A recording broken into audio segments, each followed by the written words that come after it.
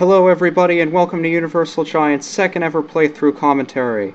We've got a real treat for you today because we're going to be doing one of the classic video game titles for the Nintendo 64.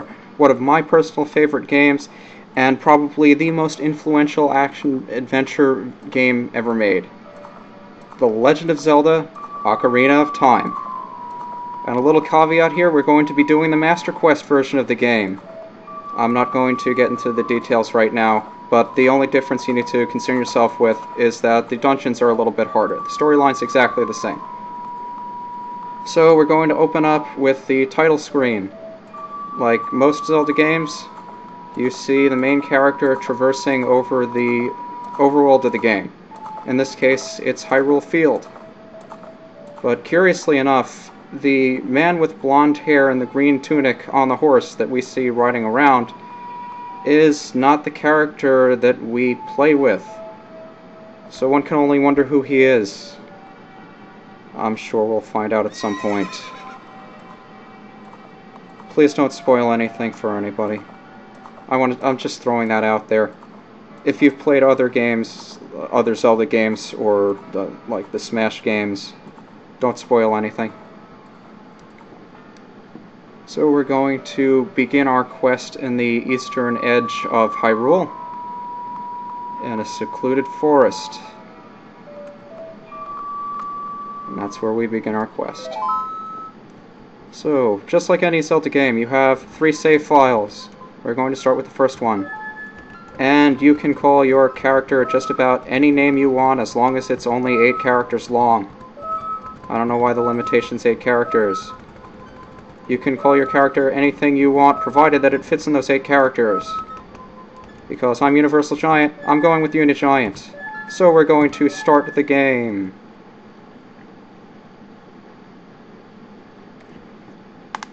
And of course the game opens up, giving you a little background of what's going on. The Deku Tree tells us that he serves as the guardian of the forest and watches over the land of Hyrule. And he tells us about a young boy who lives among the Kokiri under his watch. Where every Kokiri has a fairy, there is one boy in the forest that does not have a fairy. And as you can probably guess, that's who we're going to be starting with.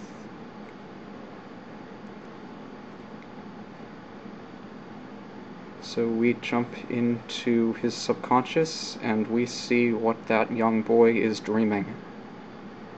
The castle drawbridge is lowering on a dark and stormy night. And it looks like a girl on a white horse is riding out of the castle, and we're standing in front of it.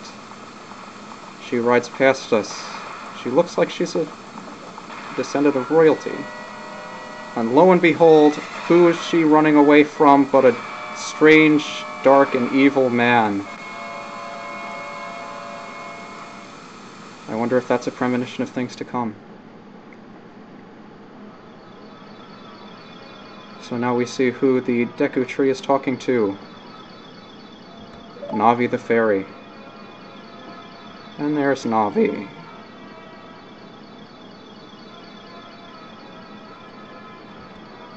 The Deku Tree tells Navi that there is an evil descending upon the land, and that his powers are no match for that evil.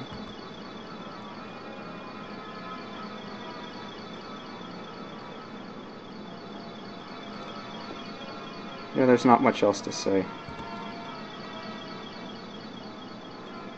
So basically, the Deku Tree has nothing he can do to stop the evil that's descending upon Hyrule.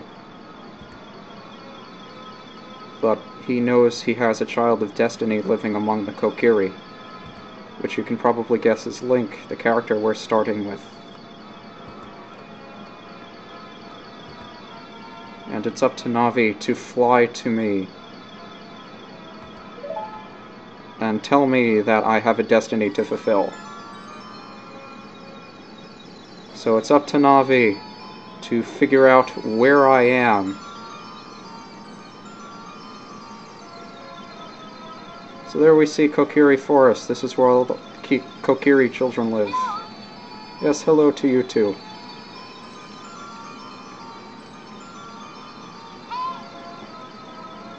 Yeah, get used to Navi saying hey. She says hey all the time and it gets really annoying. Ah, that's where he lives. Let's go. Hurry, hurry, hurry. Ah! Stupid Navi, learn how to fly.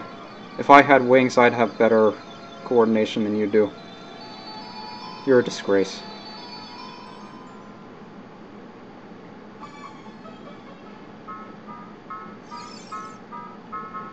So, we're still having a nightmare, and Navi comes in telling us we have to save the world. I'm not interested, I want to sleep. Go away.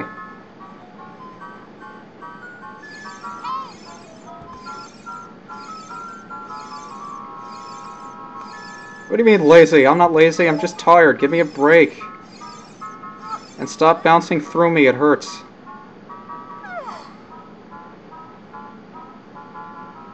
Boy, this character is a lot younger than the person that was on the title screen.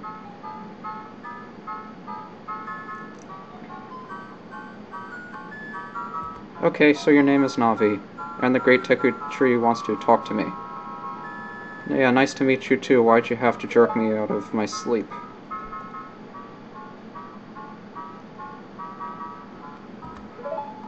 So now we finally get to control the character. Basic controls. Use the analog stick to move around.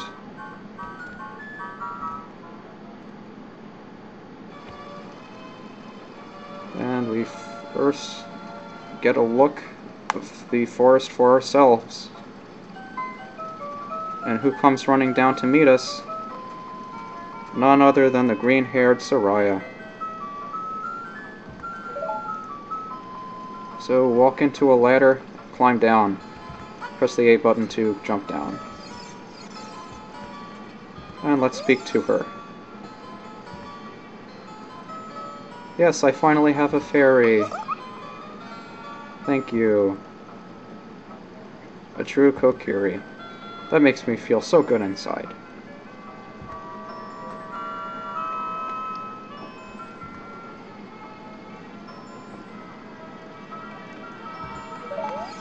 More basic controls.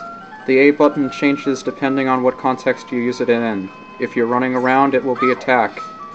If you're standing still and not doing anything, it'll either bring Navi out or put her away.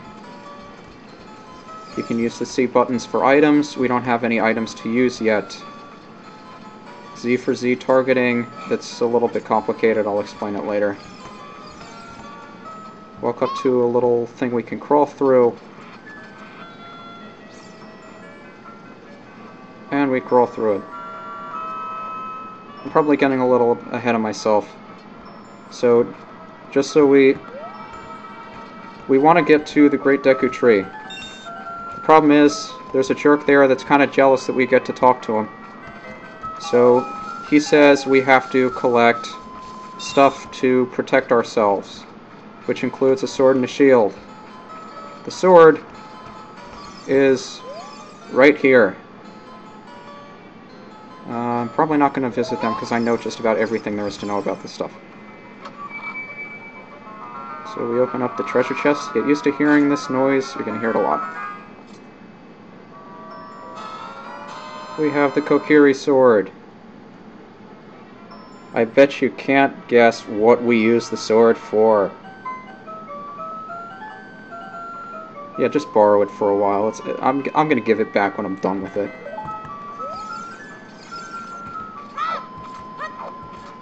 But yeah, you have the sword now, and how you equip it is you go to the start screen. This is where we would get all of our items from. We have no items yet. This is where we equip stuff, like the sword. And the sword we can now use with B. Okay, C up. Let's see what Navi wants. I know the Great Deku Tree summoned me. We're gonna go. Fine, have it your way. As soon as we get through here. I'm sure some of you are wondering why the A button is green and the B button is red. This game is actually made for the GameCube. Despite the fact that you can run it on a Nintendo 64, the game was originally released, at least the Master Quest version, was released for the GameCube.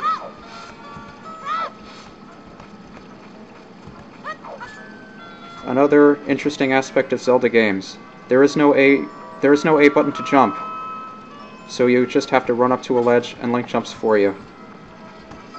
Now we want to go to see the Great Deku Tree, but this guy's standing in the way. Why is he not letting us through? And how can we get to the other side? This question and more will be answered in the next part of the playthrough. See you then.